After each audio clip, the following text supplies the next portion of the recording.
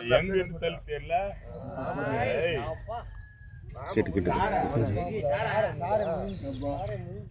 ஒரு பாம்பு பாடுறா என்னடா எஸ்கேப் ஆகி ஓடும் போது போன உடனே தச்சு இங்க யாரு வந்து லேடி சொன்னாங்களா? முழுங்கிட்டே பெரிய பாம்பு. அதனால்தான் அது வந்து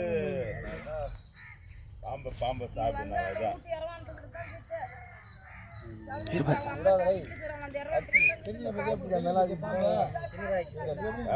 அது 2 நாள் வரைக்கும் செடிக்கிறது. 2-3 நாள் வரைக்கும்